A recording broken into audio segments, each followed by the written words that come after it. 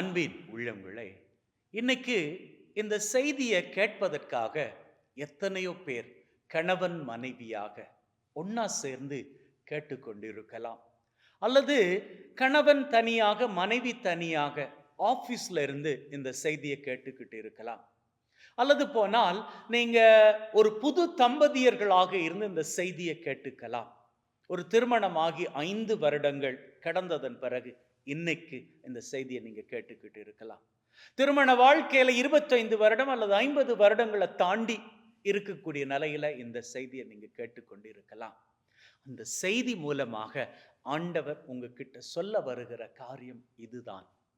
உங்க வாழ்க்கையில இதுவரைக்கும் என்னதான் கஷ்டங்கள், துன்பங்கள், பிரச்சனைகள் வந்தாலும் அவற்றின் மத்தியிலும் நீங்க ஒருத்தரை விட்டு பிரியாம ஒன்னாக இருக்கிறீங்களே, கடவுளே உங்களை பார்த்து ஹேட்ஸ் ஆஃப் சொல்றாருங்க. குடும்ப வாழ்க்கை என்பது it's not a bed of roses, it's always bed of thorns. But then it's not only bed of thorns, but the family life has got its own bed of roses. குடும்ப வாழ்க்கை என்பது எப்பொழுதுமே கசக்கக்கூடியதும் கிடையாது, இனிக்கக்கூடியதும் கிடையாது. இரண்டுமே சேர்ந்ததுதான் குடும்ப வாழ்க்கை. அதான் சொல்லுவாங்க இல்லையா, இந்த காட்டு நெல்லி இருக்கு இல்லையா, அதை சாப்பிட்ற வேளையில அது கசக்கும். ஆனா சாப்பிட்டுட்டு தண்ணீர் குடித்தால் அது இனிக்கும். கசப்பும் இனிப்பும் சேர்ந்தது தான் உடம்புக்குள்ள போற வேளையில நம்முடைய சுகர் வியாதியை சுகப்படுத்தும். அப்போ நம்ம உடம்பு ஆரோக்கியமாக இருக்கணும் அப்படின்னு சொன்னாலே நமக்கு கசப்பும் தேவைப்படுது, அதே நேரத்துல இனிப்பும் தேவைப்படுகிறது.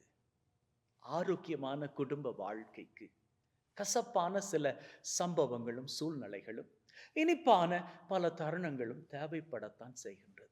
எது எப்படியோ இந்த செய்தியை கேட்டுக்கிட்டு இருக்கிற உங்களை பார்த்து சொல்லுகிறேன், உங்க குடும்ப வாழ்க்கையில நீங்க எத்தனையோ சவால்களை தாண்டித்தான் வந்திருக்கிறீங்க. ஆனா எந்த ஒரு சவாலிலும் நீங்க தனியாக ஒருத்தரை விட்டுட்டு வரல, ஒருத்தரை கூட்டிக்கிட்டு தான் வந்திருக்கிறீங்க.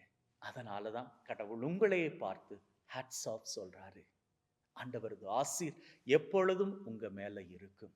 உங்க வாழ்க்கையில இருக்கக்கூடிய குறைகளை மாத்திரம் நீங்க ஒருத்தர்கிட்ட பார்க்காம ஒருத்தர்கிட்ட இருக்கக்கூடிய நிறைகளை, நீங்க குடும்ப வாழ்க்கை ஆரம்பிச்சதுல இருந்து வருஷங்கள் கடந்து அப்படி போற வேளையில நீங்க பார்த்துக்கிட்டீங்களே, குறைகளை தாண்டி நிறைகளை பார்த்துக்கிட்டீங்களே, அதன் மூலமாகத்தான் இன்னைக்கு நீங்க இந்த அளவுக்கு குடும்ப வாழ்க்கையில சிறப்போடும் செழிப்போடும் இருக்கிறீங்க.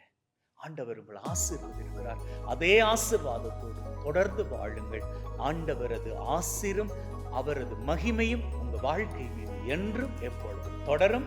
ஆமென்.